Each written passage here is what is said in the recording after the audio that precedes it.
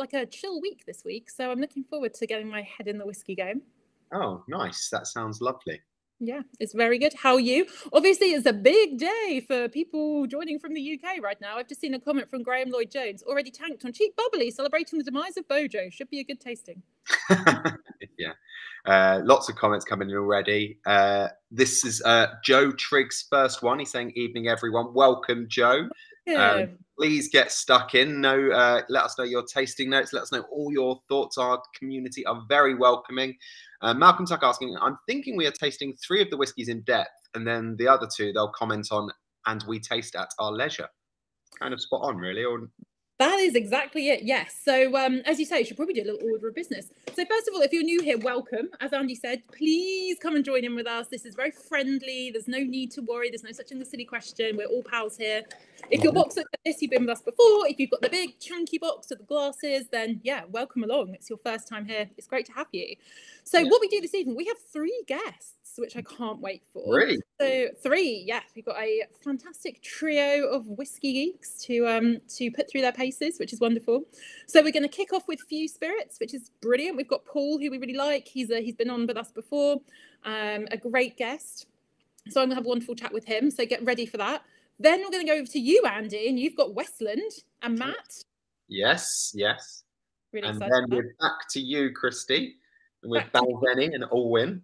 Exactly, yeah, which is really exciting. And then at the end, myself and Andy are going to have a little chat about Jura and Peerless. So if you want to taste along for that, great. If you don't and you want to catch up with them afterwards, that's absolutely fine. Just let us know what you think on social media. Like, we love your comments. We love your questions. Get involved. Yeah, and please, if you do have questions for our guests, please ask, and we will make sure we try and get those questions to our guests. Malcolm Tucker saying, plus our hosts will give their thoughts on the other 2 exciting whiskies in the July pack from Jura and Peerless, according to the email. So I suppose that's what we are going to do, Christy. Everybody, Ian Jambo, Rain, Chris Randall, evening all from sunny Northumberland. Has that ever happened before? Anthony Mullins, evening from sunny Surrey. It seems to be sunny where everybody is. Colin Barkett, looking forward to the Few Bourbon. Their rye whiskey in a previous box was outstanding. So everyone raising a glass to Bojo leaving. Happy pour and sip Thursday, guys. Peter Gilmore. So yeah. Exactly. Before we kick off, I just wanted to kind of acknowledge, really, I guess, sort of some of the situations in the US at the moment. Obviously, this box was put together before the tragedy over the weekend, and before a lot of Supreme Court activity recently, which is blowing my mind. So yeah, we just want to say this is a celebration of like American whiskey. We know things are really difficult at the moment. I think some of our guests are probably feeling the weight of that as well. But just to say, like, you know, we love our friends in America. We're here for you. We stand with you, and we're going to celebrate, I guess, the US influence on whiskey making today, which is a lovely way to put it. Absolutely. Yes, that sounds great. Indeed. So in a moment, we are going to bring Paul in from Few Spirits. But just to say, when you're like, how do I ask a question? If you're new here, just pop it in the comments. Our wonderful friend Jake, who you may know, is behind the scenes, furiously typing away. So if you put a question or a comment or a tasting note, we love to hear your tasting notes. Please, please share your thoughts. Nose, palate, finish, whatever you want to share, let us know. And then we'll read out all the ones we can and put questions to our guests live on air. Yes, we will. So yeah, exciting times. I'm really excited. I feel like, yeah, I've been looking forward to this all week. I need a whiskey indulgence. So yeah, here we go. We will bring in Paul right now. Hey Paul, how are you doing? Good evening. Oh, good. Glad to be here. Thank you so much. Sorry, I'm talking over you. There might be a slight delay. How are you? Oh, I'm doing good. As we were talking about beforehand, it's been a rough week to be an American, but we're doing what we can and trying to focus on making things better. Yeah, we're sending love and good spirits your way, and thank you so much for taking the time to join us, particularly at the moment. It's really appreciated. Happy to be here. Wonderful. Great shirt game. Absolutely great shirt game going on over there. Cool. Very good. Fabulous. So, Andy, we will zip you off for now, but do hang around and come and join us later on. Very exciting times. Okay, see you later, guys. Have a good one. Okay, bye. Wonderful. Fabulous. So, Paul, you've joined us before on Pour and Sip, which is brilliant. Yeah. And thank you for coming back to play again. We haven't scared you off. It's a joy to have you here. So I guess, first of all, while everyone's pouring their drams and getting settled in for the evening, for people who may not know you, tell us a bit about who you are. What's your journey in whiskey? And tell us a bit about Few. Oh, so a few. I'm the guy that founded Few Spirits. Few Spirits is a grain to glass distillery, meaning that we make literally every drop of whiskey that we sell on our equipment, using our hands, our stills, our mash tuns, our fermenters. We do everything ourselves, and always have, and always will. Came on the market about roughly 11 years ago.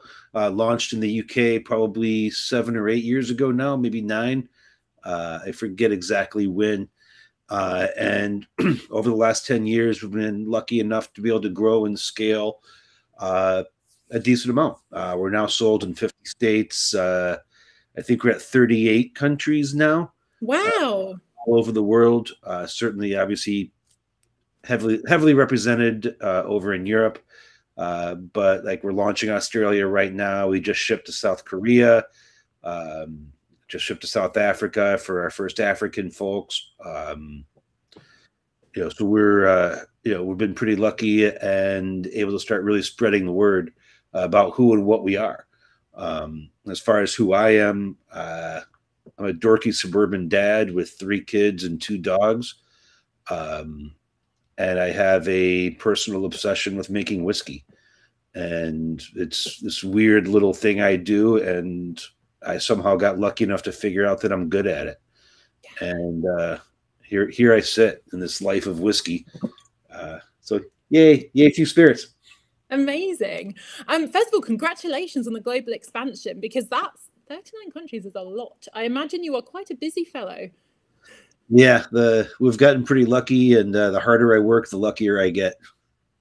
Amazing. And I want to know, I'm so interested, because you say you got into whiskey making and you discovered you were really good at it, and obviously you are, had to a number of times, really, really enjoyed it. What was your moment where you first fell in love with whiskey and thought, I know what I'm going to do, I'm going to start a distillery? It's a little weird and maybe a little bit twisted, but I got hooked on it when my grandpa died. Making whiskey, that is. I've been drinking whiskey for my entire legal life. That I'll admit. Legal drinking age plus. LDA, only LDA. But prior to World War II, my grandpa's family had owned a major brewery in what's now the Czech Republic. I'm sure that everybody listening is aware what happened in 1939, but if not, Nazis invaded what was then Czechoslovakia, and they confiscated the brewery and murdered my entire family in the camps, with the exception of my grandfather. He survived, but he spent the rest of his life trying to get the brewery back, but never did. And then when he died, it kind of struck me that all of this family history and legacy was gone forever, unless I do something about it. And so that's kind of when I decided that it was time to start a distillery, to build on this family legacy and try to do something that was going to be different, something that was going to be positive, creative, and really kind of bring a lot of the things I love about life into one. Like, I like being creative. I don't like having bosses. I've got real problem with authority. And so everything kind of came into one, and I got really lucky because I'm actually good at it. Amazing. Can you hear me okay, Paul?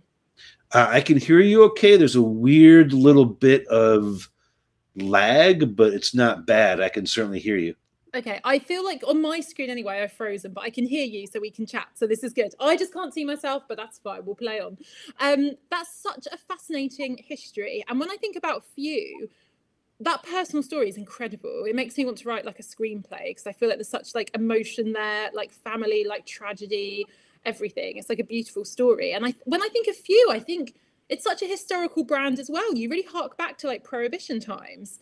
I'm wondering, like, was that something that was really conscious because of your deep like historical roots, that you wanted to build a brand based on like the history of alcohol as well?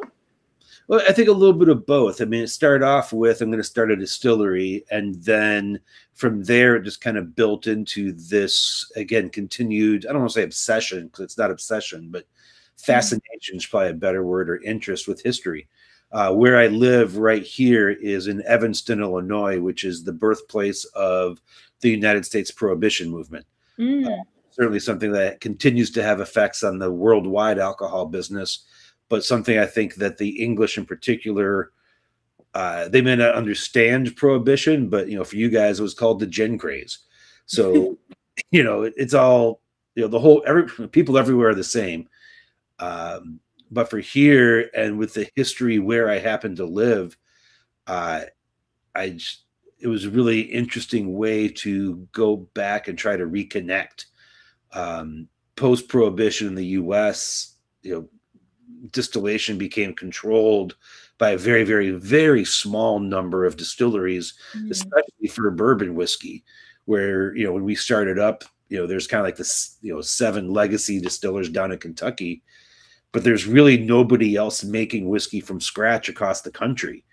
Maybe 20, 30, more than 40 people when I was, when we started. You have to look at people like Matt, who's with us. There's just simply not many people that were here before we were. And so trying to rebuild that connection with the lost arts of distillation and doing these things on a small, handcrafted basis, there just wasn't much of it around the U.S. And I think that's kind of how guys like Matt and I became friends, is there weren't really a lot of places to go where you could learn what you were doing wrong. Yeah, I love that. And I didn't realize that you and Matt were so close, which is also wonderful. We will continue to quiz him later on some of this stuff, which is wonderful. But that's so fascinating. And I think, digging into the history of distillation in the US is, it's incredible. The idea of prohibition, like you say, maybe here in the UK, we definitely don't understand it so much. And the hangover today, for want of a better expression, with 3-tier system and all of this stuff, which definitely seems quite alien to us here. Digging into, we've got loads of questions and comments coming in, which I will read out some in a second, but just digging into how you make whiskey at Few. I feel like you say, grain to glass, there's so much attention to detail. And I wonder if you can chat us through a little bit about almost the basics of what bourbon is, because we're talking mash bills and geekiness and fermentation and still types. So give us a little bit of a rundown in bourbon and then how you guys do bourbon. Sure. So I'll kind of start off even bigger than that. We'll just talk about what whiskey is. Yeah. And so, whiskey is just a spirit distilled from grain. Mm-hmm. So from there, you're going to break it down into all sorts of different kinds of whiskey, ranging from Scotch to Irish whiskey to American single malt like Matt makes, to Taiwanese whiskey, Japanese whiskey, and a Canadian whiskey, and then of course bourbon, which is relevant to me because that's primarily what we make. Bourbon is a kind of whiskey. So if you look at a Venn diagram, because that's how I think, because I'm a nerd. Love it. Big circle for whiskey. Bourbon's going to be a little circle inside of that one. Bourbon is a whiskey that is distilled in America. It is distilled from a mash bill of at least 51% corn. Yep. It is distilled to less than 80% ABV coming off the still. It is barreled in a new oak barrel that has been charred.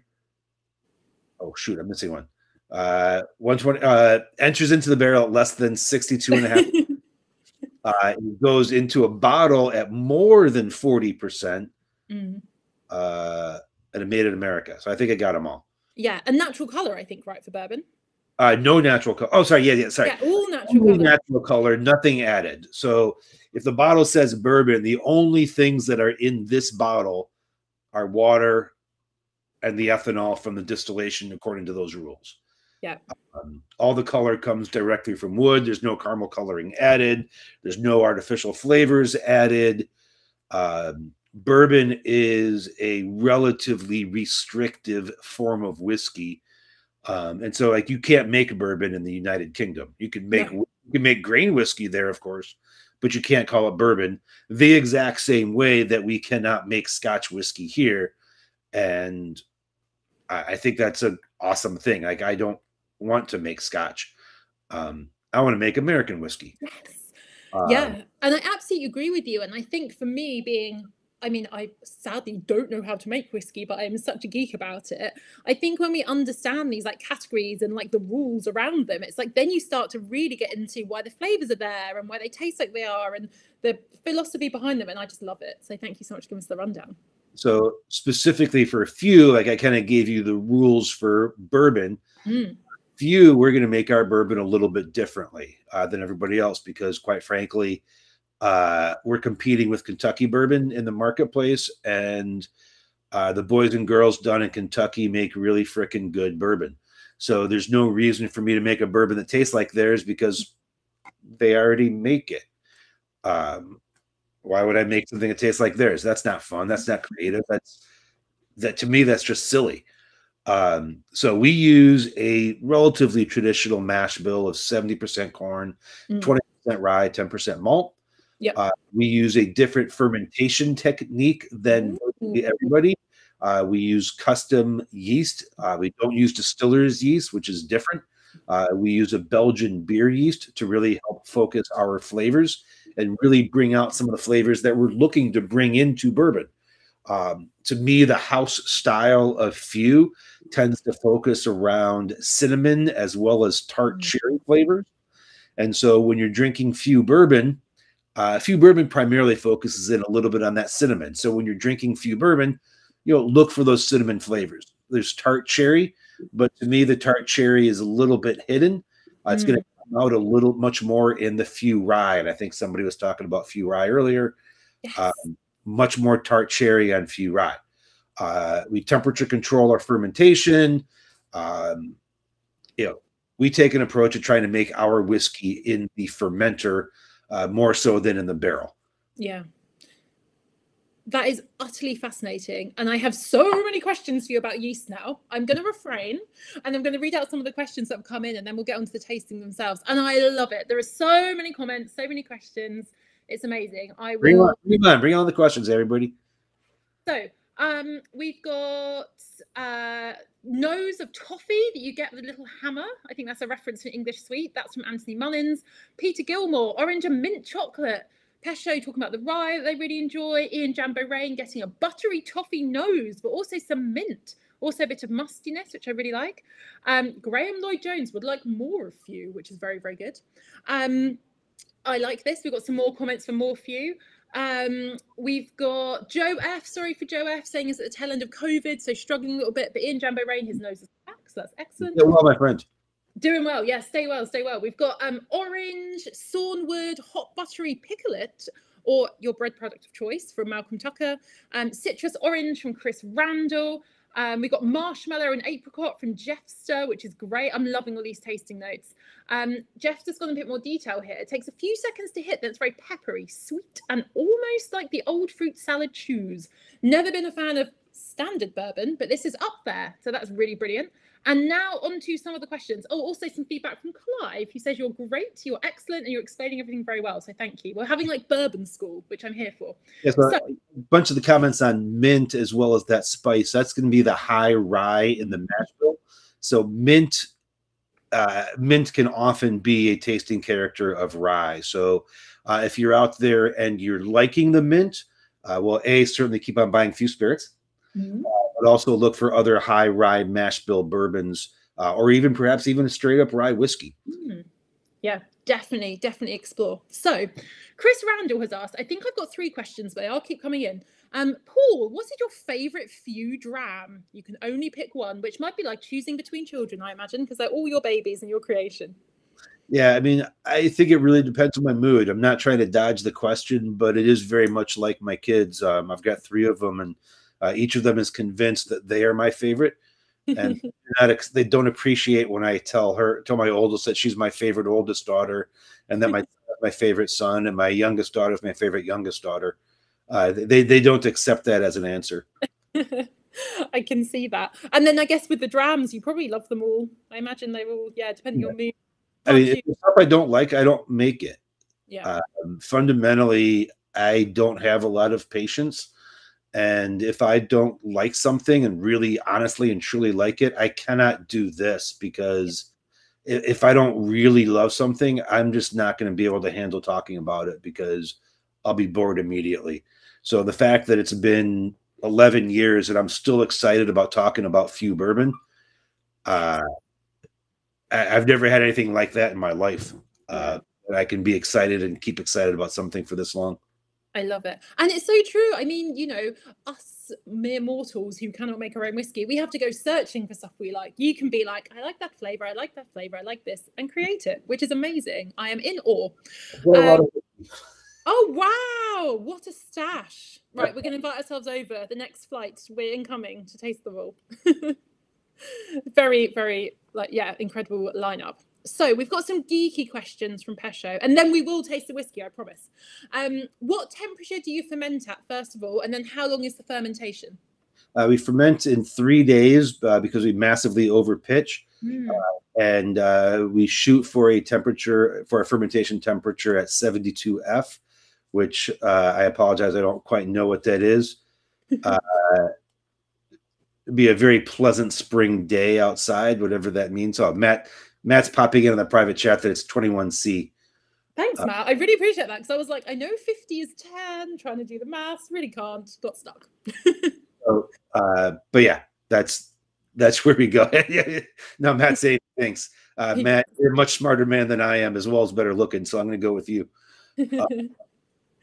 Fantastic. Okay, so Beer Daddy now wants a whiskey Venn diagram for their wall. Etsy better be ready with a good one. Jeffster is having dark chocolate going on, I think, which is a great pairing. Got mint chocolate chip coming through with water. Ali C saying Few is a perennial favourite, especially for single barrel. It's great having pullback, so that's wonderful. So let's taste the whiskey. I have had my nose in this glass the whole time we've been talking, and I am sweating to drink it. So give us a little rundown of what's going on. And by the way, everyone, thank you for your taste notes. Keep them coming in. If we can't read them out, we do read them all, essentially, and we love them. So please keep sharing. Yes. So anytime you do a nosing or a tasting, I'm always going to start off with 2 ways, even before I get into it. And I know you've already been smelling it all afternoon or all evening, I guess. But I always start off by looking at it. You know, just kind of, I will tell you that color is probably the world's worst proxy for quality of whiskey. That said, I love a beautiful color. So I think there's a lot of confusion in the whiskey world that color makes a difference. It fundamentally doesn't, but I still like it. And, well, I'm the one drinking the whiskey, so I get to do what I like. So I always look at the color, and, you know, certainly, you know, some great browns, some nice reds, oranges, the color orange, not the fruit that everybody's been talking about. And then the nose. So much of taste is going to be in your nose. Start your nosing far from the glass and bring it closer until it burns. I'm a professional. Don't worry about it. But so if I put my nose right in it, do as I say, not as I do. It's like I tell my kids. But you start off getting the nose further away, bring it in, and when it gets to burn a little bit, stop. Look for, try and get those flavors, try to get those noses, try to get that smell, that flavor is going to come in through your nose. And so I'm getting, again, that cinnamon. I've been getting right here. I'm getting a lot of cherry because I've been eating candy fruit all day because nice. I need sugar. I'm exhausted today I'm emotionally exhausted. So I'm eating a lot of sugar and drinking a lot of coffee, trying to be not depressed. But, it's beautiful. I think, I mean, obvious reasons for a lot of sadness right now. Something beautiful like this in a glass definitely lifts the spirits a little bit.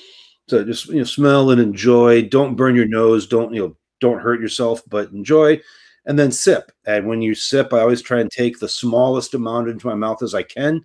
Let your palate kind of get adjusted to the ABV. This is at 46.5, so it's not super high. It's not super strong, but depending on what you've had prior to it, go and just take a real small amount in. Let your palate get accustomed to high ABV liquid, and then bring some more in with your next and second and third sip. General tasting rules, not just for few, but yeah, there you have it.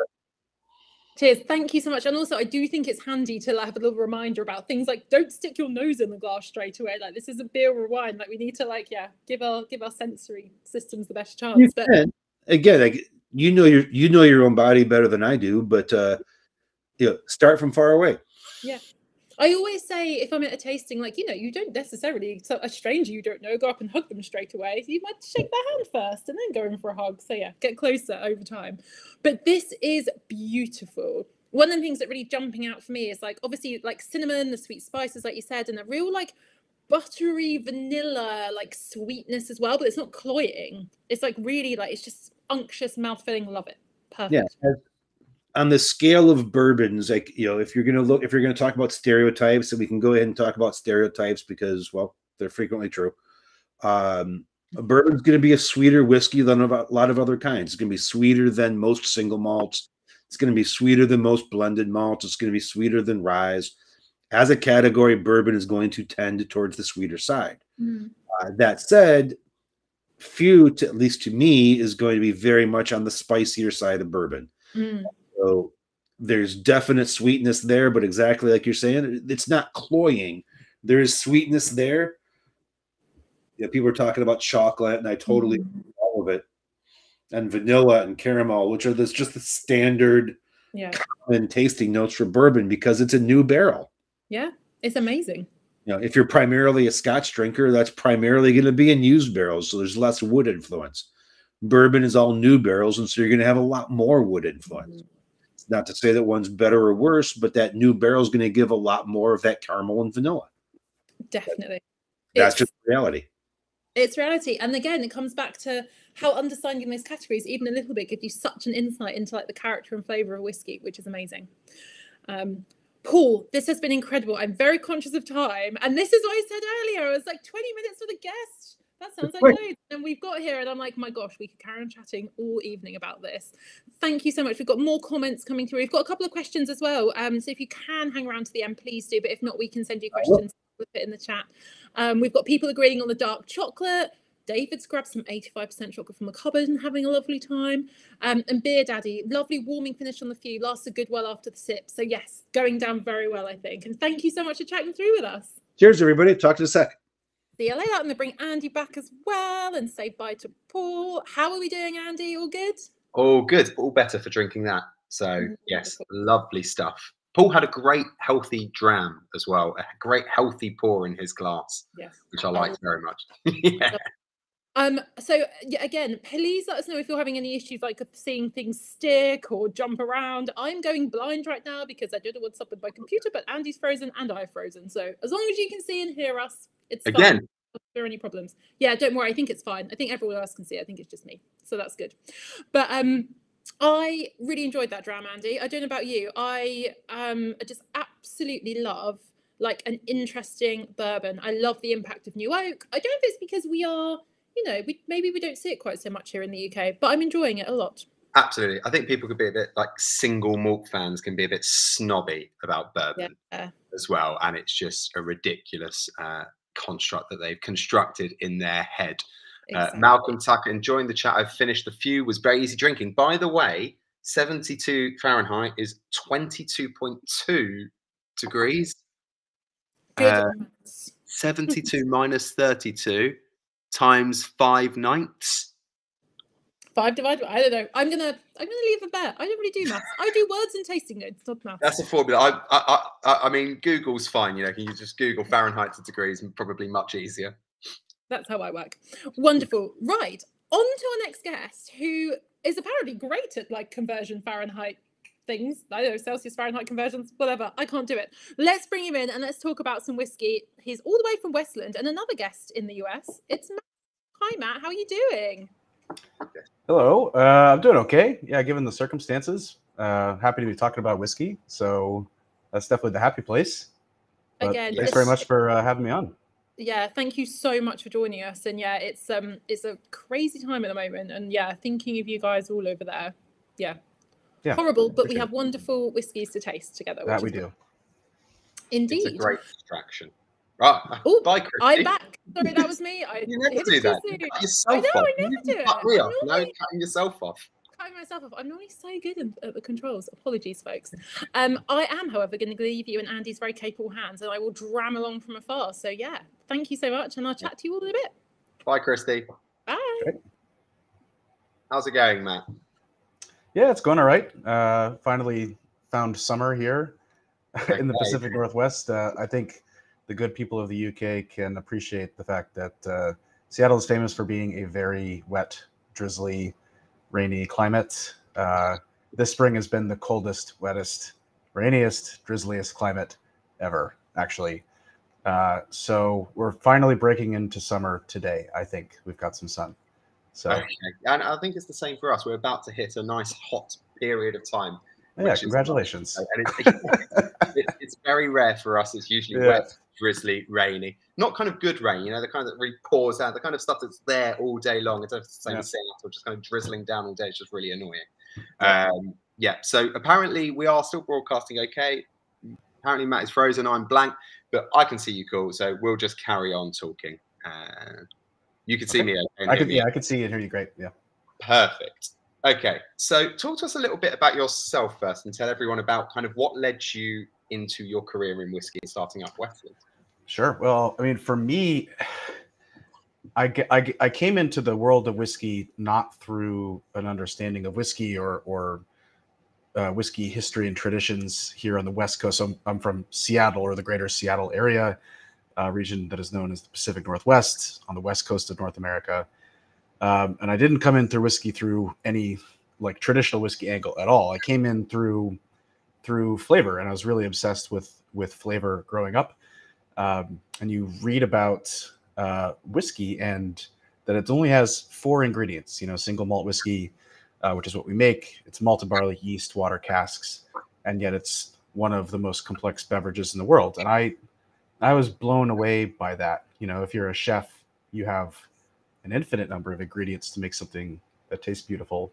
But when you're a whiskey maker, the restraint that you have with your raw ingredients is actually quite compelling to make something where your hands are kind of tied behind your back. So for me, just learning about, whiskey and distillation coming from that, and then eventually putting together at a pretty young age that this region was one of the best barley producing regions in the world, led me personally to go, man, I would love to make single malt whiskey. I love the history of it. I love the tradition of it, even though there's no history and tradition of it here on the West Coast of America. There is the history and tradition that goes all the way back to the British Isles. So I was fascinated by that, and kind of in a very West Coast American sort of way, started by experimenting in what started a dorm room, actually. Okay. I'm pretty sure the statute of limitations has expired, so I'm not going to get arrested at this point, but I hope. But and then extended to a garage, and then that's kind of a lot of how the new wave of distilleries that started. That was, we formally started Westland 12 years ago, but in the years preceding, that's how a lot of people broke into this business, is because unless you were in Kentucky, there was no pathway really to get into distilling. So I was fortunate that we had some people who were interested in making single malt, and off we went. Yeah. So, I mean, it's fascinating that, like, it sounds really like trite to say, why choose single malt and not choose bourbon or rye whiskey, something like really quintessentially American.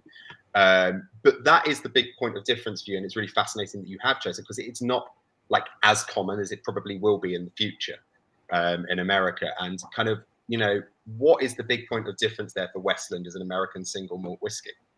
Yeah, well, I think the first thing that people need to understand about America, if they don't already, is that we are an amalgamation of different people in different places.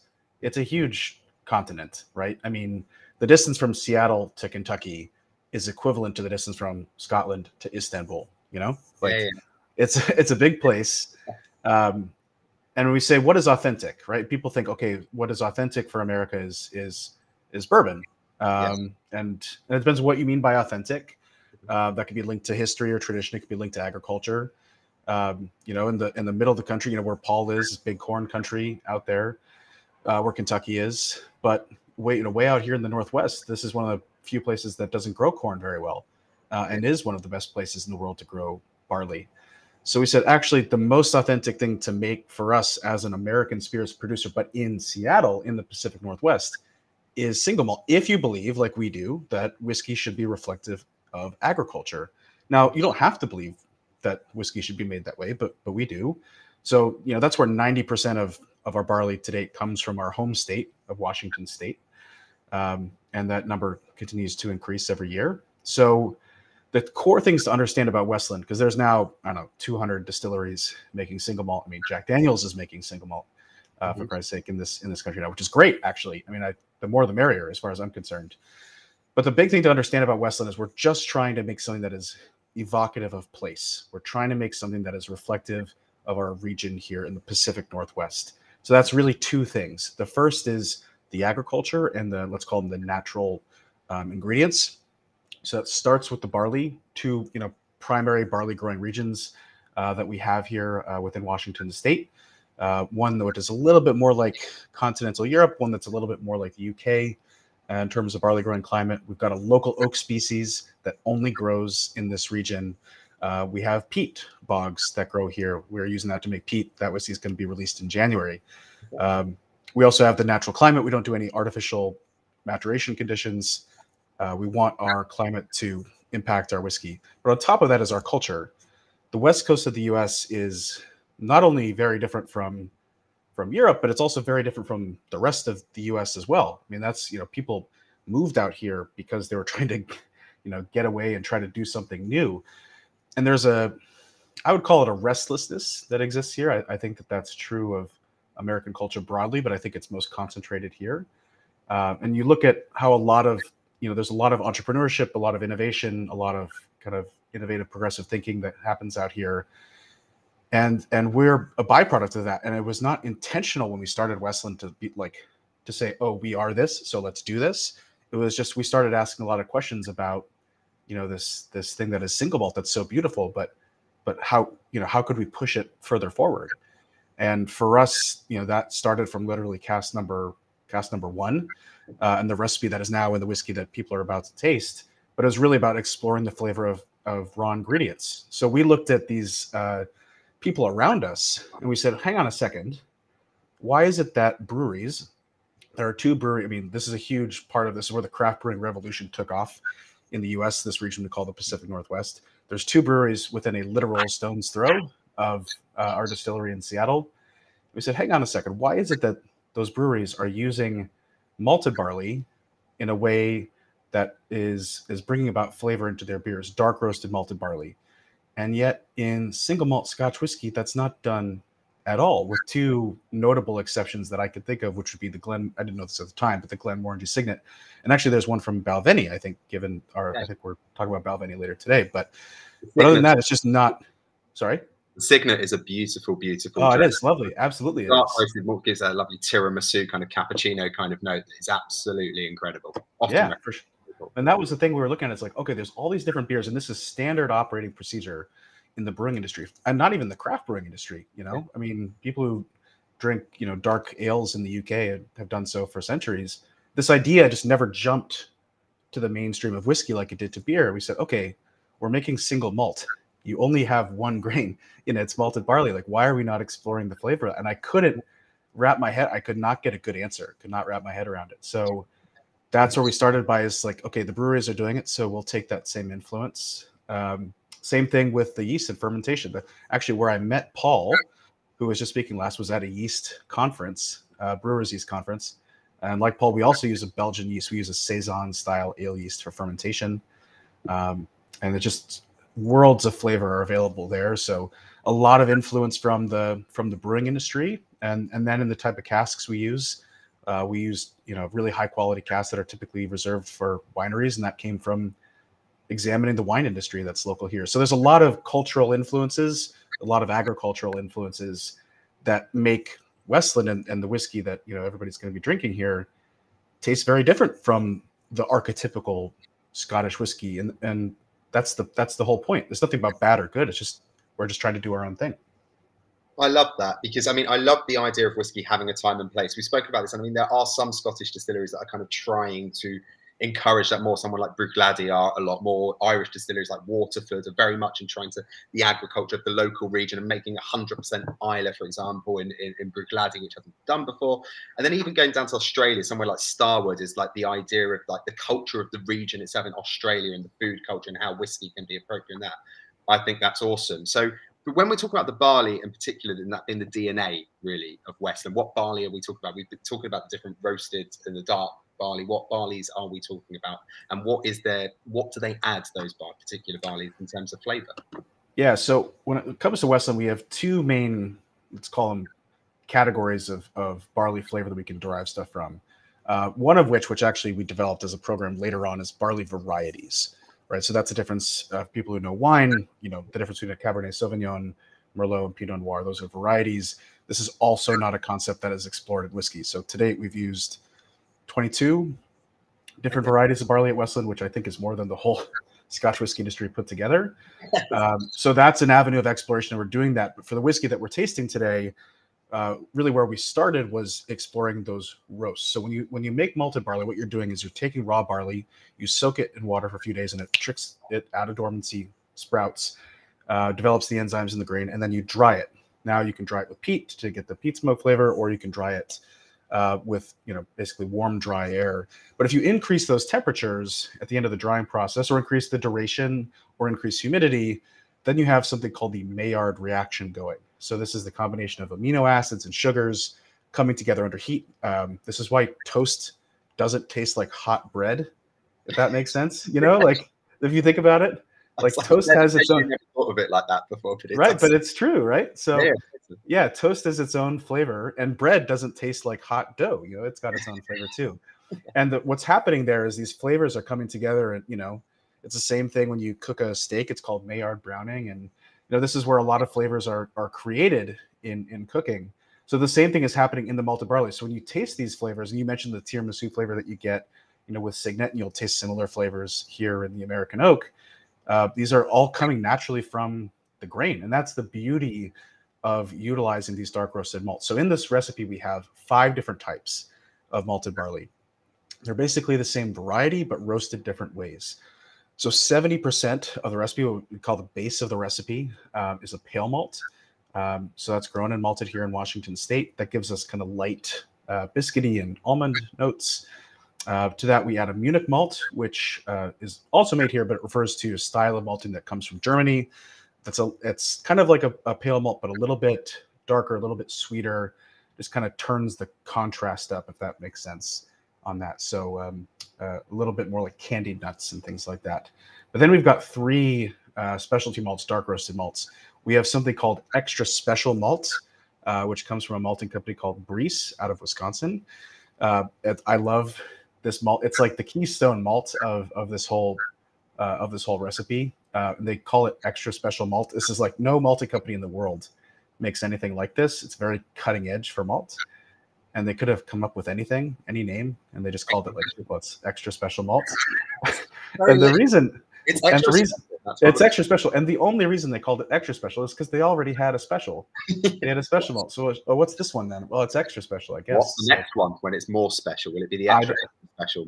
Exactly, yeah. So anyways, the whatever the naming protocol of it, it's a very cool malt, because what they're doing is they're creating flavors like toasted marshmallow, a little bit of raisin and prune notes, waffle cone, things like that. It's very complex as a malt. And again, this is all just by the drying process, essentially, of the malt. And then we've got 2 malts that actually come from the UK. We've got a brown malt that is famous for brown ales. So that gives you pecan and hazelnut notes. And then something we call a pale chocolate malt that gives us milk, chocolate, coffee, leather, and tobacco notes. Okay. So 70%, 10%, 12%, 4%, 4% are the percentages in there. And the whole idea with that is you have a spectrum of malt flavor. And that's what we wanted to do with this recipe. We call it the 5 malt recipe, is showcase that malt, like what everybody has seen in beer, and again, seen for hundreds of years, should be this beautiful source of flavor in single malt that's really not being explored today.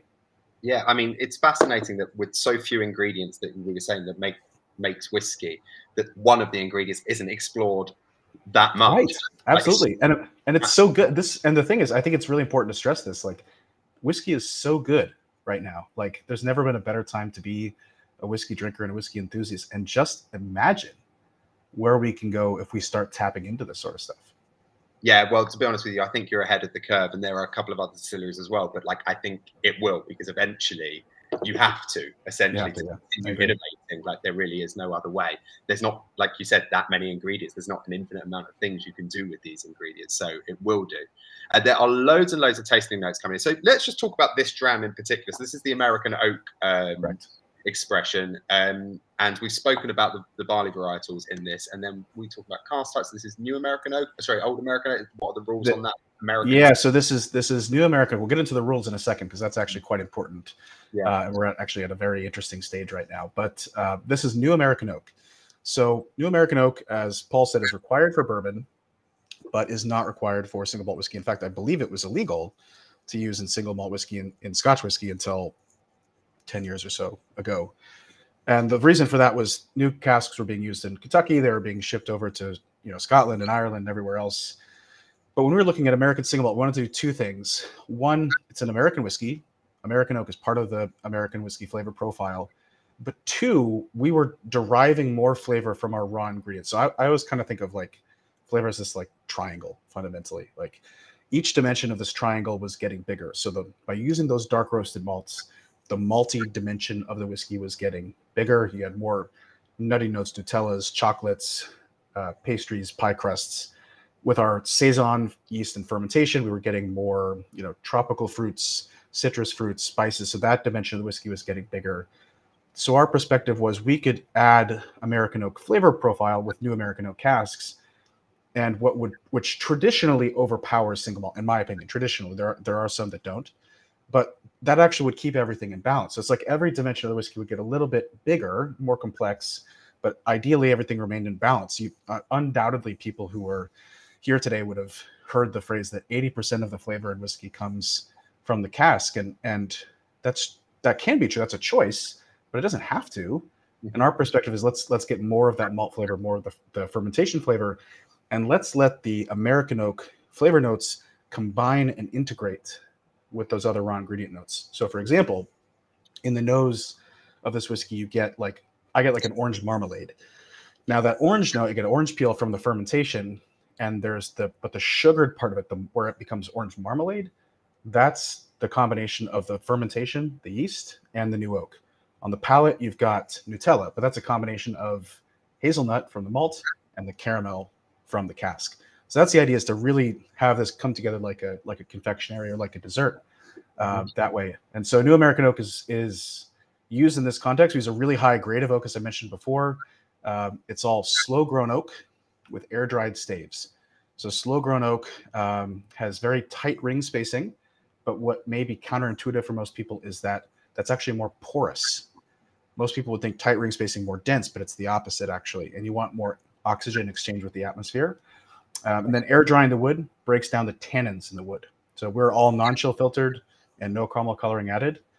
So you will know, you can chill filter out flaws in whiskey, but we don't do any of that.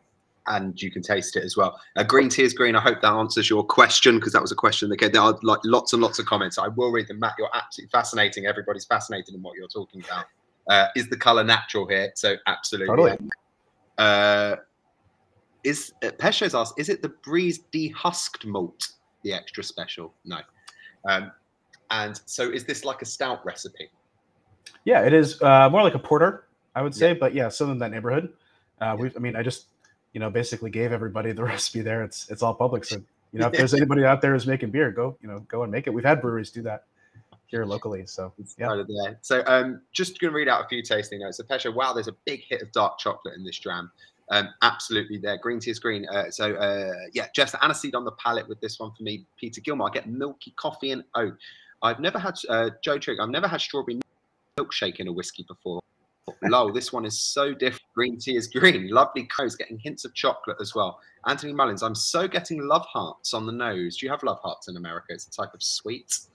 Yeah, I absolutely am as well. Or maybe Parma Violets. Do you have Parma Violets? They're incredible. If you're ever in the UK, please. You guys, I feel like you guys have totally different candies than we do in America. Totally different. It's totally different. But every time I go to America, I have to get a pack of Junior Mints because they're my absolute favorite. But that might be because of the Seinfeld episode. Malcolm Tucker knows, initially Bazooka Joe bubblegum, now getting chocolate. Not even I know what that is. Dave Stanton, cherries, strawberry, scone, and cream. DS007 malt and sweet orange on the nose. That's what you were talking about on the nose, that kind of orangey marmalade kind of thing that you get on the nose. Panda Bear, strawberry flumps, Gerald McNeely, cherry bakewell slice on the nose, smells delicious. Green tea is green with air and a bit of thyme, getting a bit of fruit to, not getting love hearts or Parma violets though. Graham Lord Jones, although the same 46% as few, this benefits as well from a dash of H2O. Pesho, the chocolate dominates for me. In Jamboree, yes, chocolate for me too. There are tons and tons of notes coming here. And I suppose that's the great thing about a whiskey in particular like this, something that's different. It really kind of inspires everyone to get really creative with their notes. Anthony Mullins, cool. Imagine alcoholic milk, such a good idea. That's in reference to Cocoa Pop and milk for cereal. That's a note that people are getting. Panda Bear, really nice with a bit of chili. Just been handed a Persian lamb piece. Okay, Peter Gilmore, to the palate. Berry jam, then banana cream. Malcolm Tucker, more chocolate, and the 1970s sweet shop treat, Spanish Gold sweet tobacco. Guys, you are being so specific with those sweet tasting notes. I love it. This sounds like it could be completely made up, and I'd have no idea. You have no idea. So I'm just aware that we are approaching the time here, and it's been fascinating talking to you. There are tons and tons of tasting notes coming in. I think we're going to get through all of them. And you see Terry's chocolate orange with a hint of marshmallow and vanilla on the finish. Very easy drinking. DS007, orange is a spice on the palate, getting the new oak and fruits on the finish. So my last question to you is what things are held in the future for Westland? What can you reveal to us is possibly expansions or anything that's going on? Oh man, there's a lot. I mean, really what we're most excited about. So there's 3 whiskeys we call the Outpost range that are limited editions. So we have Garyana, which is matured in cask made from local oak species called Quercus Garyana. That's like, this almost dark molasses, dark spice, smoky oak influence, which is an amazing thing. We've been doing that for years. We've got local peated whiskey, which we've been working on for a long time. This was, to the best of my knowledge, I could be wrong, but peated malt had never been made in America before. And we wanted to use local peat. We have quite a bit of it here. That was a project that we tried to start in 2012, only started working with a local malting company in 2016 to get it made. That's going to be released in January. The other big project really now for Westland is we've got a big focus on sustainability. We're working through B Corp certification. And we fully fund a PhD student who's developing new varieties of barley. So this is not GMO. This is traditional plant breeding, but focused on organic agriculture and focused on flavor. So when people look at barley, what they see typically is this tan kind of blonde colored grain. But most people have never seen that barley could be red or blue or purple. And I'm not talking about the roast. I'm talking about just the natural color of the grain. So we're really, really focused on that for more sustainable and regenerative agricultural systems. We're going to be off the commodity agricultural system by 2025. And we're getting to a place where we are beginning to break down the idea of what a barley variety even is. Yeah. And what malted barley even is, which is a very loaded statement. I understand that. And maybe we could talk about it later if people have questions on that. But there's some really cool cutting edge stuff that's happening out here in the Northwest with our partners. So if anybody wants to talk about that later, we certainly can. That's any more questions for Matt, please do ask, and we can possibly talk about them later. That has been super, super fascinating talking to you. This is a wonderful dram. I feel like I didn't get to taste my taste because the first time trying this, and it's absolutely stunning stuff. Oh, thank you very much. Thank you. Powder, the kind of stuff you get on the top of the cappuccino, and to finish, lovely, lovely stuff. Whoever said the cocoa pops in milk, absolutely 100%.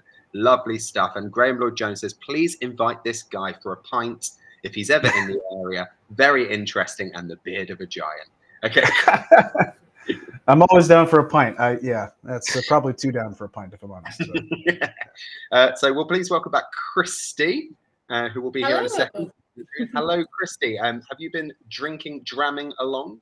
I really have. Again, hopefully you can see me. I've got no idea what's going on with the feeds right now. But my biggest takeaway, apart from how incredible the whiskey was, I was just enthralled by the malt chat. The colours, the flavour profiles of them all. It's made me want to become some sort of malt botanist, I have to say. I'm so many interesting things to come from this. And I can't wait. Is it 2025 you said that you'll be outside of the commercial systems for it? Yeah, outside of the commodity system. So only in kind of boutique new varietals, heirloom heritage stuff, 40% colored barleys. So purples and black and red barleys and stuff like that. So we just totally lost our minds out here. I love it. I love it so much. It's great. At Pour and Sip as well, we are totally here for that. So we will definitely have you back in 2025, and we can talk multicolored barley. Amazing. And if you can hang on for 20 minutes, we can have a geeky chat with everyone at the end. I think Malt is going to come up again, I think, knowing our third and final guest. We'll get on in a sec. But thank you so much, Matt. See you in a bit. Yep. Thanks, everybody. Oh, Andy, that was phenomenal. I was literally like, this is really cool. Two great guests, and everybody saying guests so far superb, really interesting guys. Colin Bathgate, Chris Randall, two really great guests tonight, Pour and Sip. So yeah, great chat. Great. Well, we have a third and final guest who is also fantastic. I think we should get her on just now. Honestly, we've been in the US. We're now going to take a trip to Scotland, but for a very special dram that's got all kinds of US influence going on. And to chat us through it all is Alwyn from the Balvenie. Hey, Alwyn, how are you doing? Hi, yeah. Hopefully you can hear me. I can hear you and see you, and you're widescreen. This is fabulous. I know. I managed to swap devices, so we got there in the end. It's fantastic. Thank you so much for coming to play whiskey with us this evening. Absolutely. Thanks for having me. Fantastic. Andy will say bye to you for a moment, but I trust you'll be dramming along with all things Balvenie. I'll be dramming for sure. See you in a bit. Bye. Fabulous. Owen, how are you doing? Owen's one of my very good friends, and it's a delight to have you on Pour and Sip. How are you? I know. It's so nice to see you, Christy. Yeah, I'm well. I must say, this is, just in case anyone was, this is not my living room, just so we're clear. I haven't like upgraded to a castle. I'm actually up in Suffolk for a big food festival that we are doing this weekend up in Wilderness Reserve. So I found a quiet spot, hopefully away from the melee of everything, to chat with you this evening. Yeah. Thank you for taking the time, and enjoy Suffolk. I imagine it's as sunny there as it is down here in Sussex. It is. It's absolutely glorious. Yeah, it's a beautiful evening. The light is filtering in, and there's lambs skipping about outside of the house I'm staying in right now. So very, very, very nice, serene scene, much like it would be in Scotland if I was actually up in Scotland. So exactly. And yeah, tanyou so much for joining us. For anyone who doesn't know you, give us a little bit of a rundown about who you are and your background in whiskey, and a little bit about the Balvenie. Yeah, absolutely. So I've been working in the whiskey industry for 10 years now. I don't know how that's happened, but it has.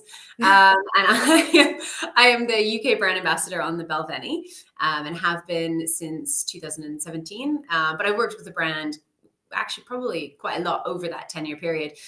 Previous to joining William Grant & Sons, which obviously owns the Balvenie distillery, I had a blog called Miss Whiskey, which is how we first met. Yes. And yeah, traveled all around the world talking and writing about whiskey previously. So, but obviously joined Balvenie. It was one of the first distilleries I ever went and visited.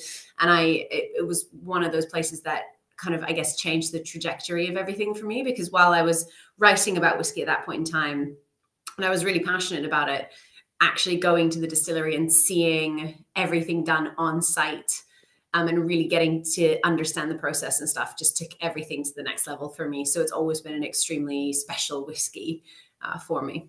No, of course. I always think, well, I love the Balvenie. I think it's such a picturesque distillery. I love it because it's near the finish line of the Dramathon Marathon. So so you know you're always there when you're getting past the warehouses. Yeah, exactly. As soon as you can smell the Balvenie, you know you're nearly done. So yeah, but it's stunning, and it's right in the heart of Speyside. And I feel like it's such a historical distillery. Can you tell us a little bit about its backstory?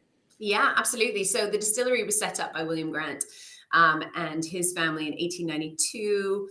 Took a few months to build, understandably, so the still started operating in May 1893. And we were built basically right next door to where Glenfiddich is. So Glenfiddich was William Grant's first distillery. Him and his wife and children pitched in and built that about 5 years prior. And it was very successful. They got an extremely good contract to basically sell their kind of, back then we wouldn't have been aging the whiskey ourselves. So we were pretty much selling the new make spirit off to companies that would then mature it and blend it and things like that. So that was going extremely well. And they got enough money to buy the land next door and actually built the Balvenie distillery there.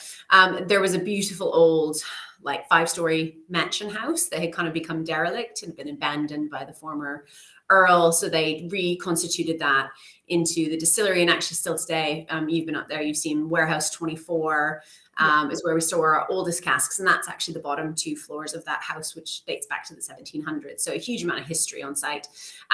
We still have floor maltings at the distillery, which is obviously quite unusual.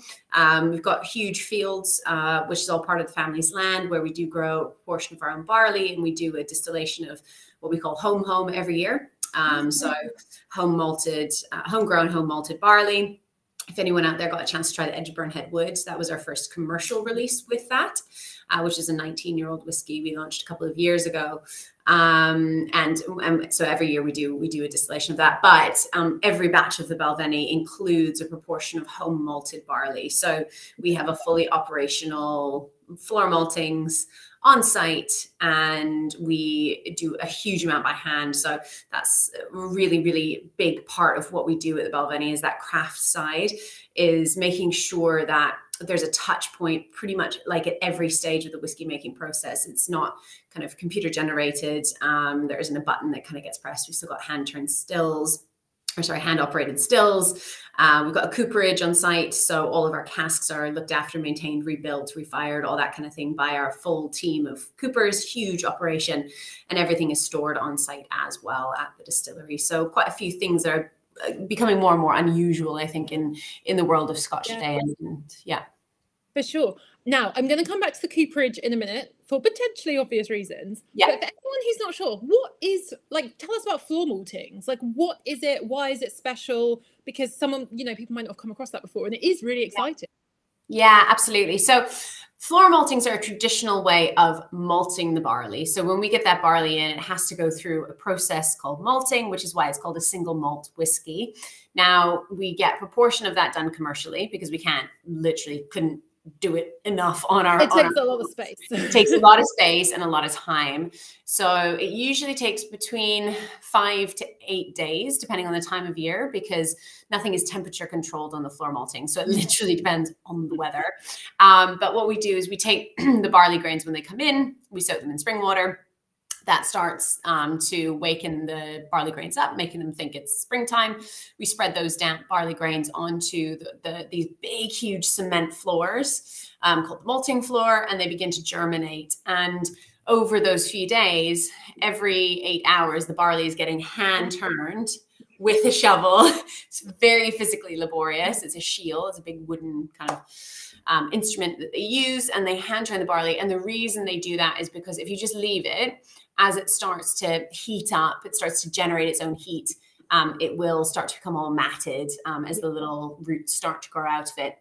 So the skill of the maltsters is not only to properly turn it, properly aerate it, but also to know exactly when it's at that point where it's had enough going on within the grain to start accessing those sugars and those enzymes that we need later on, but it's not past the point where we can use it. So after that point in time, we'll then put it onto the kiln. We'll generally blast hot air. So we have anthracite coal that burns, which blasts hot air up onto the barley, dries it out, and kind of basically preserves it at that point where there's loads of lovely, delicious sugars we need for the fermentation.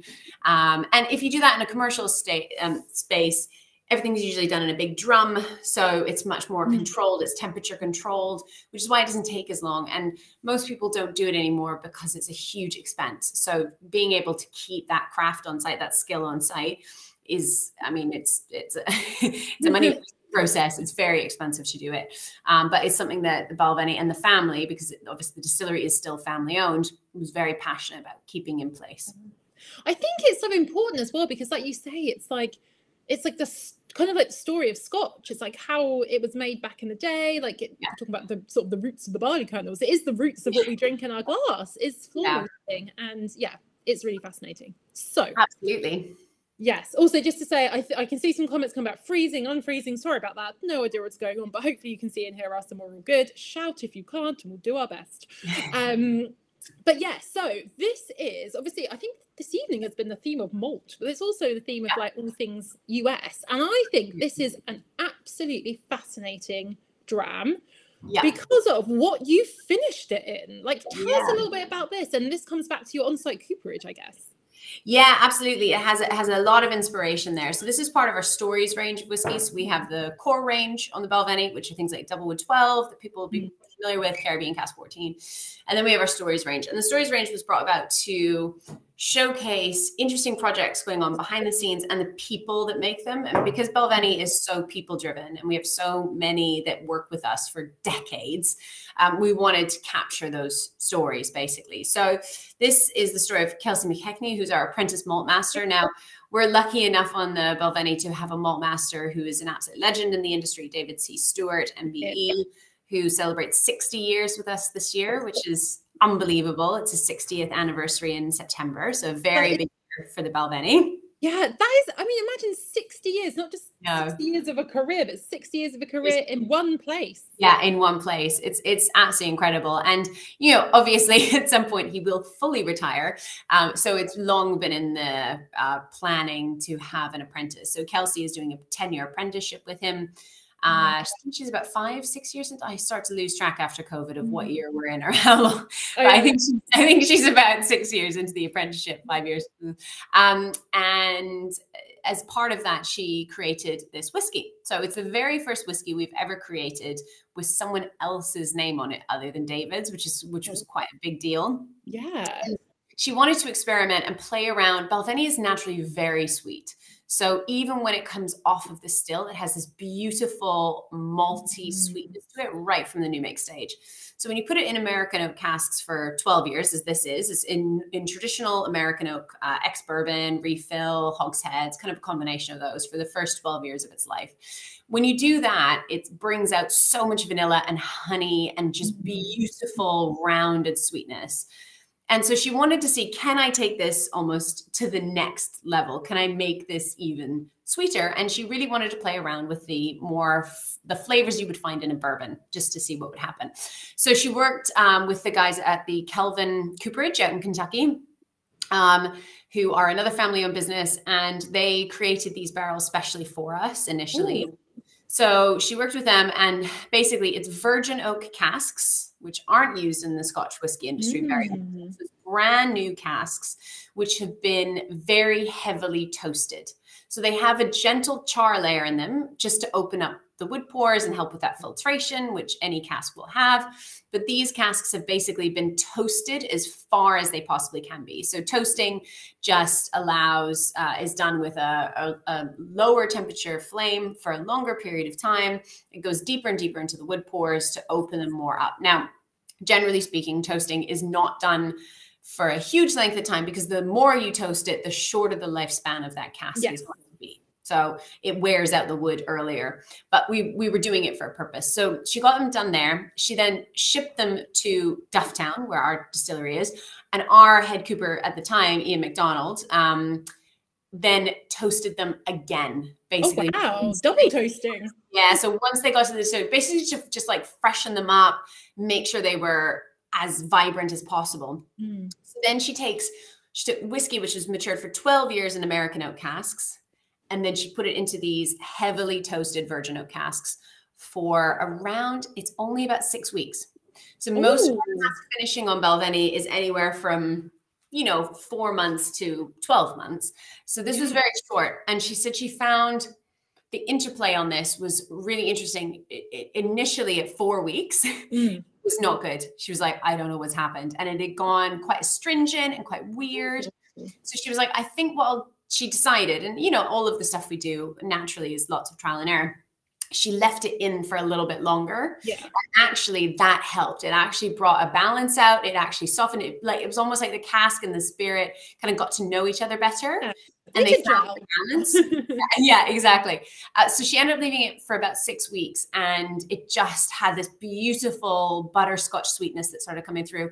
And it's got this wonderful like bourbon kind of note to it, but underpinning it is still that hallmark honey, like kind of fruit and vanilla that you get on the Balvenie as well. Yeah, absolutely. It's really beautiful. Before we have a taste, and I literally I had a sneak taste earlier and I absolutely loved it. Before we taste together, I'm just going to read out some of the notes that people are sending through, which is amazing. So many coming through. So we've got so many. Where to start? Peter Gilmore. First to know something sticky, then smell again, and ginger, and then wood. Lots going on for David Stanton. Toffee, apple, and ginger snap. Yeah. Gerard's been up to Balvenie. Great distillery tour as well. We've got creamy vanilla toffee fudge from Ian Jambo Rain. We've got lots coming through. DS007 Malty is definitely a theme tonight. Spicy oak and vanilla nose. Lots of spice from that virgin oak. Yeah, completely. It's so spicy. Graham Lloyd-Jones is doing a mini tasting comparing with the 12-year-old Doublewood, and he said quite similar, which I'm jealous of. That sounds so fun. That's very fun. Definitely, it's really nice that we have both of them in the portfolio now, because you can they spend the first 12 years in exactly the same type of casks, and it's just like cask finishing, and they do go in quite different directions, which is super fun. The joy of being able to use that cask finishing technique. Yeah, definitely. I'm really jealous. I need to crack one out to compare. Malcolm Tucker's getting a big hit of a lemon and lime citrus.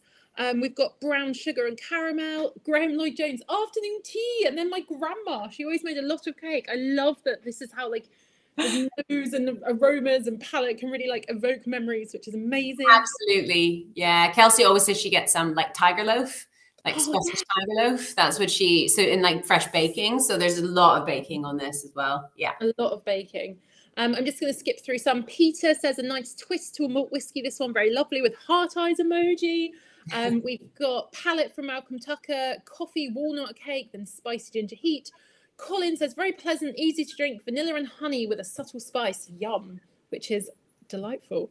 So yeah, talk us through sort of the nose and the palate and finish of this one. And yeah I'm gonna have to have another sip. So many of those notes coming through absolutely on spot on. So ginger, definitely, I always get a lot of spice, so that can come through in that warming spice. And baking for sure. A lot of creaminess from the vanilla element from both the virgin oak, but also that long maturation in the American oak to start off with. Obviously, it's all American oak, but slightly different, just differentiation there between the virgin oak and the refill casks. And then it's just so many great notes, aren't there, coming out? And then the palate. What I like about this is it is spicy. It's got a bit of heat to it. It's got a bit of punch, but it dissipates quickly, and you get that wonderful warming sweetness coming through afterwards. And then a nice, fairly drying finish. And that's where it almost reminds me a little bit as well of like a bourbon, is because, or not even just, we'll just say American whiskey, especially that's using virgin oak. It's not just bourbon that uses virgin oak, but like it just has that like little bit of stickiness and spice and drying kind of astringency at the end of it as well. Yeah. It's amazing. For me, it really reminds me of like really old school sweet shop sweets. I know that Andy and Matt were having a chat about different confectionery. Yeah, I know. I love that. I love to hear it because I'm from the west coast of Canada. So literally just up from, I've gone to see the guys over at Westland previously. And I was like, yeah, I totally get this, because it's just it took me a long time to adjust to UK lingo with sweets. I love it. Everyone's got their sweets. Yeah, it's making me think of like the rhubarb and custard boiled sweets that I used to go and get a brown paper bag from like the local store. So great. Just before we get onto a couple of final questions, just for our guests to know, everything's frozen for me. So if you pop in the private chat, if you're good to go to come back on in sort of like two or 3 minutes or so, let me know, because I can't see very much. So yeah, but just as we start to round off, tell us a little bit about kind of like future plans for the Balvenie, because obviously this is from the Stories collection. Yeah. I love how experimental this is. Can we expect to see more things in like a bit of an experimental direction, perhaps? Yeah, so our Stories range, we release something new every year as part of that. And this is the 12, this one, and the Week of Peat, which is our peated version, 14-year-old, are the two permanent expressions within the Stories range. And then we usually have an older, more limited edition. So last week we launched the 27-year-old rum cask finish, which is phenomenal, which is American oak. And then it's in those Caroni rum casks for almost 6 years. So just absolutely stunning, a discovery from distant shores. So that's just launched. So we do one limited edition older whiskey each year, generally speaking. And then we've got the permanent range as well. More experimentation, I would say, is definitely worthwhile. Checking out what we're getting in GTR, so Global Travel Retail. So we've got a Pedro Jimenez cask there. We're launching a 19-year-old peated whiskey in GTR as well coming up, which is nice because obviously for a while with the airports being closed, we couldn't have, as many things there. And then also what I'd really recommend, one of my favorite whiskeys we've launched in a long time, is the Week of Peat 17, which is available here in the UK. It's worthwhile seeking out. It is stunning. It's unbelievable. Week of Peat 14 is a little bit more robust. And then by the time it gets to 17 years old, it's just like the most glorious, fruity, tropical fruit, smoky explosion, like kind of, I guess, slightly Beaumont-ish, which is probably why I love it, because I'd say that my other favorite like peated whiskey is probably Beaumont. So the 17 Week of Peat, definitely check that out if you've not had a chance to try it yet. Oh my gosh, I will. And I feel like that really goes to show like the impact of maturation. In a similar way, you were saying that Kelsey found between like 4 and 6 weeks with this, that extra 3 years. I don't know. I just incredible. I wish I had studied chemistry at school. I keep saying this more, like, I mean, beyond. I know, me as well. I wish when I was doing my GCDs, I was definitely like, why did I study chemistry? Yeah, and now it all makes sense. All these things. But, absolutely. Yeah, but this has been amazing. Thank you so much, Owen. It's been an absolute joy. Pleasure. It's always so nice to chat with you, and I'm really hoping everyone out there has enjoyed this whiskey. And it's just, as you say, it's really nice, I think, to showcase it alongside a couple of phenomenal bourbon or American whiskeys. I keep saying I got bourbon on the brain tonight. Phenomenal American whiskeys, because there's so much cool stuff going on out there, and you know what the guys are doing at both of their distilleries is just really inspiring. And you know, we try and really keep tradition up at Balvenie alongside innovation. That's always very important to us, which is where the Stories whiskeys come into play, is that continuous experimentation we're doing. And it's always really inspiring to see what everyone else is doing in other parts of the world. Well, thank you so much. I'm going to try and bring Andy back. Hopefully he's there. Again, I can't see very much, so we'll hope he is there. Andy, how are you doing? I'm good, thank you. How are you? You are here. I am very well, thank you. Owen, we'll come back to you in literally sort of 2 minutes. We're going to do like a 60-second rundown of each strand, and we'll get all 3 of you back, and it will be wonderful. And I need to ask some more questions about malt, because I think it's just incredible. So yes, thank you so much, and we'll chat to you in a sec. Amazing. Andy, what did you make of it? Did you taste along? Yes, I did. Absolutely lovely stuff. Apparently I'm black for Paul Kletko. I'm gonna say, unless we hear otherwise, I'm gonna let's just carry on like nothing's happening. We are absolute uber professionals over here. Exactly, it's good. So I'm gonna do a 60-second rundown of the Jura. You're gonna do a quick go through the Peerless, and then we're gonna get everyone back on for a chat. So any residual last-minute questions for our guests, all 3 of whom have been phenomenal. Now is your chance. Get them in. I'm gonna go with the Jura. So I don't know if you tasted this one, Andy. I think before, when we've had Jura on, it's a distillery that I love. I think the island is spectacularly beautiful. I think it's absolutely gorgeous. If you ever get the chance to go, you must. We're talking white sandy beaches. We're talking stunning mountains. It's so picturesque. My criticism, if there has been one, is that I just want to taste the whiskey. There have been all kinds of like experiments going on, which I'm not against in whiskey. We've just heard from Owen about an experiment that's gone so well, sort of finishing in virgin oak casks. With Jura, I can remember some where there's been maybe like 7 different casks involved, and I'm like, give me the distillery character. Just give it to me. I just want to enjoy it. Not to say the others are bad, but I've just been itching for it. I've just really wanted it, and I really feel that finally. I say finally, there are plenty of gorgeous Juras out there, but this is one that really turned my head. I'd be so interested to hear what you guys think watching along. As I say, mention us in the socials, mention me on the socials. I want to hear your thoughts.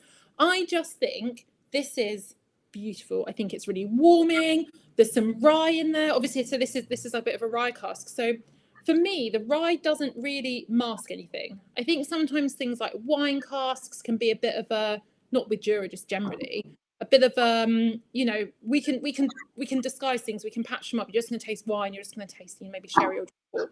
It's quite easy to do that. But I think with this, it just adds like a real richness to it. I love ryes where you get an oiliness to the spirit, and I feel like it just elevates the distillery character, wraps it up in some oil, gives it a bit of menthalness, and I really enjoyed it. So there we go. That's my 60-second or so rundown. I like it as well. And was this recent? Like, this is a very recent.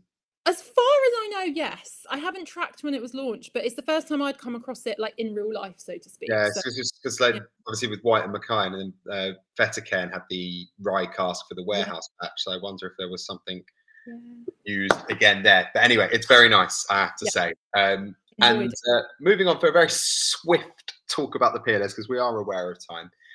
One thing that's actually my favourite about Peerless, even though I haven't tried much, is that I've always been drawn to their bottles, and I have always, for bottle design, been like, oh, that looks so cool, I'd better buy it. but that is one that I've always thought their bottles look absolutely awesome. And this is their small batch rye, and it's an unspecified matter.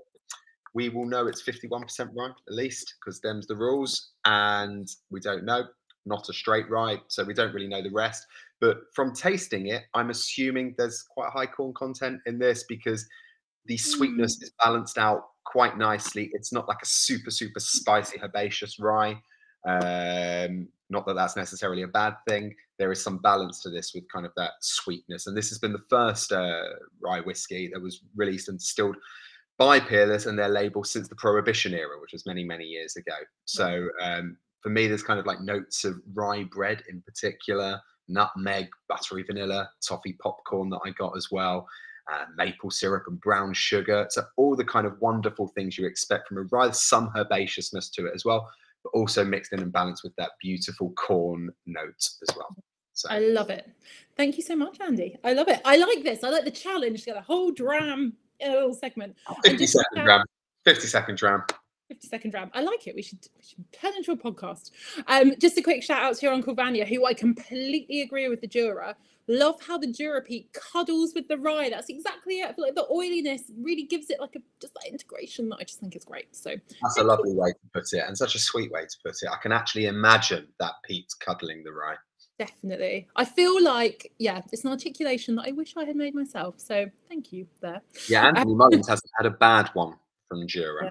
I think it's Anthony Mullins is also saying he thinks this way round of the tasting is good because his main 3 glasses are empty now, but still has 2 drams as backup. I like it. Yes, and on that note, as we get our guests back, do send us your feedback. We want to know what you think of this. We want to know what's helpful for you. We want to know, yeah, good and bad. Let us know. Keep them coming in. Brilliant. On that note, let's bring back some of our fabulous guests. We've got Paul and Matt and Alwyn back again. How are you folks? How's it all going? Great. We're still here. Wonderful. Yes. We're all still here. We're all still here. We're all still here. I mean, I can see some of you, not all of you, but we're going to go with it. I feel like this evening, somebody commented earlier, and I glimpsed it, but I didn't write it down, about they could write some sort of paper or thesis on this evening, because we have gone hard on the geekiness, and I absolutely love it. And just to say again, last chance saloon for any questions. But yeah, I guess I want to know from you guys, before Andy comes in with me question, what's been like your most recent surprise whiskey discovery? We'll just have this as like a closing question, because for me, all this stuff, the colour of the malts, the finishing in virgin oak casks, like chatting with you, Paul, about like all things, like how you guys do it so differently. For you, I'm like, I just feel like every day I'm learning right now, and I love it. I'm going to say mine. I'm going to say mine first, and it's been Westland, because I absolutely loved that. That was incredible. It was a really, really cool discovery from tonight. So thank you, Matt, for talking to us. I absolutely loved that as well. Really unique. Gave my wife a little nose of it as well. She was just like, that is so different. So love that. Thank you very much. Very welcome. Alwyn, what's been your like surprise discovery recently that you've really enjoyed? That's a really good question. And I'm trying to think, like, because we've had a few, I can't say like an interesting single cask, because there's kind of no point in like stuff that I've tasted from a barrel. But in terms of interesting whiskey surprises, oh, this is a tough one. Do you know what? I think over the last few years, the last couple of years, it has been coming back to some classics that I used to love that I kind of put on the shelf, if that makes sense. So I think before I mentioned Bowmore and Bowmore 18, just absolutely, I'd kind of forgotten about it. Like just as one of those classic whiskeys I used to drink a lot of. That one. I also found an old bottle of Age of Discovery Madeira cask from Glenfiddich. I don't know if you guys remember that one. Yeah, that was when I was writing in travel retail. Which one? Yeah, it was like a long time ago, and I found a bottle of that, and that was just, again, it was just one of these surprising, beautiful ones. And then one of my another one that was brought for me from Canada, which we can't get here, is the Russell's Reserve 10-year-old, which I just always is super easygoing. It's not going to be, it's not like very complex, but it's like a perfect kind of summertime whiskey for me, as a little kind of one, again, that you can't really get here in the UK, but I always get people to bring it over for me. And of course, obviously, Matt, we met each other a long time ago out at Westland. So I was actually trying to remember which year it was, and I was saying to the team that I was blown away. And I think Few was the very first bourbon and American whiskey. Like I said, I've got bourbon on the brain tonight, but American whiskey that I actually really ever loved. So there we go. So it's been an absolute pleasure to be able to chat alongside both of you guys tonight, because absolutely two pillars of the community. Oh, I love it. Yeah, That's very kind. Thank you. Tonight, my soul was very full. My whiskey soul is happy. Paul, what about you? What have you discovered recently that you've really, really enjoyed? I've been really enjoying a release that my buddy Dave Schmier made, and bad news for everybody over there, but it's not available in the UK. But he did what he's calling the 777 quote cross-border jackpot, and it's a vatting of 3 different 7-year-old whiskeys, Canadian blended, Canadian rye, and then an American rye whiskey from an unknown source. Wink, wink. I just think it's a really cool, different release that people don't normally think of crossing border with vattings. So I just think it's really cool. It's a cool package. Obviously, you got the slot machine. I love it. Cool label. But I just think it's really cool and something a little different, out of the ordinary. Yeah. Amazing. And last but not least, what about you, Matt? Any surprises to share? Anything we need to have on our radars for you? I mean, I think, I'm always a big proponent of American single malt, given that that's what we do. And there's so much cool stuff happening in the American single malt category right now. But actually, the thing that's most kind of out of left field, that's an American baseball thing, I think. But the most unknown thing, actually, I would say is Mexican corn whiskey. Wow. I've tasted some cool stuff from Oaxaca. You know, it's just when you think about corn, and really corn is coming from Central America originally, and a lot of that stuff that's still down in Mexico is these heirloom varieties. So there's a couple, made with black corn and things like that, which are super, super interesting, made by traditional mezcal producers. And I love mezcal as well. So that to me is it's so in its infancy, but it's like a very interesting place to watch, I would say, in the long run. Yeah. Have you tried the stuff that Doug French is doing, Matt? Really freaking cool. Mexican corn whiskey. Just really cool, really nice. Most importantly, it's really good, but it's just also really cool. Yeah, it's cool to see. Yeah. Yes. I'm furiously making a note of this so I can go and hopefully get to Mexico at some point early next year. So yeah, we'll go and suss it out. But no, that's so interesting. Thank you so much. And Andy, your final question / final word. I don't really need to ask it because they're already writing all the comments here. As always, I do always ask, if you are new to this, what has been your favourite of the evening? It doesn't have to be one that has involved our guests. Can be any of the drams you've tried tonight. But obviously, people have beat me to it. Gerard McNeely, Westland, Balvenie, Few, but all nice, which is the correct answer. Ali, Westland and Few, both great. Long been a fan of Few, but Westland's attention to malt detail is inspiring. I bought a bottle of both. Bourbon Cowboy, 5 great drams tonight. I think the Balvenie might nick it, though. Malcolm Tucker, the Westland was a revelation this evening and my winner. Green tea is green. Cowboy, yes, they cannot decide between Balvenie and the Balvenie. Sorry, Paul. I think adding the in front of the name. Anthony Mullins, is Balvenie that takes top spot for me tonight. Colin Barkett, Few is the overall winner tonight, with all the others a close joint second. If I have the funds, I'll be buying one of each from the store. Graham Lloyd Jones, enjoyable American whiskies and appreciate the knowledge. Ali C is asking for more bourbons, please.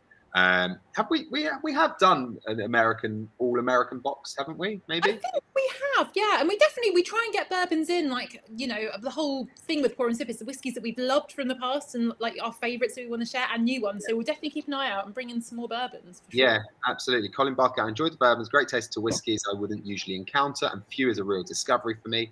Bear Daddy, I think I'm with Alwini. Few is probably Alwini. Sorry.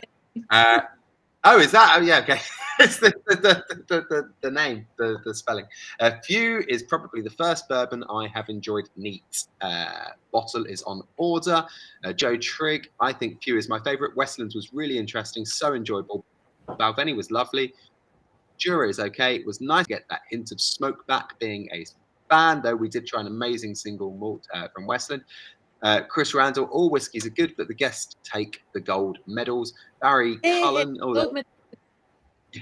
Westland for me, with that porter stout element being the hook. Your Uncle Vanya, all brilliant, all very different. Gorgeous drams, an amazing guest. Thank you all. Beer Daddy, oh, they go too quick for me. Few is the winner for me. I was surprised that I liked it. Ian Jabberray, Westland's the winner for me. Every time I think I'm getting to the end, another one of his. Joe Trick, looking forward to the Peerless due to it being 55%. I'm a cask strength man, as love playing around with the dram with water. Amazing. I have absolutely loved this evening. Thank you, Andy. I always leave that task to you because you do have to read at mega fast pace. But to really echo your Uncle Vanya, I have loved this evening. 3 drams, all very different, and the most amazing guests. So thank you all. Thank you, Paul. Thank you, Matt. Thank you, Alwyn. It's been such a joy. Thank you, everyone, for tuning in. Thank you for sharing your tasting notes. Let us know your thoughts. Keep up to date on social media between. Don't forget your discounts in the member store if you want to grab a bottle. And yeah, I'm off to go and study more this evening now. Yeah, if anyone does have any more questions for our guests, I'm sure they won't mind us putting them to them if you want to ask us in the Pour and Sip email us those questions. Please do, as you have done in the past. Graham Lloyd Jones, you are all beautiful human beings. We love all the drams. Great guests as usual. Green tea is green. Thanks to everyone for a very interesting and enjoyable evening from Colin Bathgate. Yes. I echo all of that. Thank you so much, folks. I have a tiniest smidge of whiskey in one of my glasses, so I'm going to end the stream with that. Cheers to you all. Stay safe. Thank you so much. Take care, all. Bye.